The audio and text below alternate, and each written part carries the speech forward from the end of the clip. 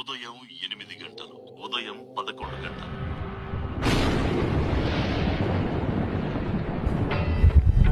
భక్త, నీ భక్తిని మెచ్చి తిని ఏం వరం కావాలో కోరుకో.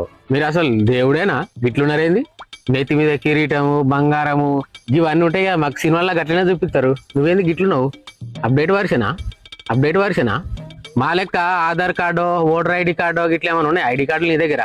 లేకపోతే నేను ఎట్లా నమ్మాలి? అదృష్టం వచ్చి తలుపు దాటితే అన్ని మూసుకొని డోర్ తీయాలి గాని వెనక డోర్ నుంచిరా, ముందు డోర్ నుంచిరా అని చెప్పొద్దు.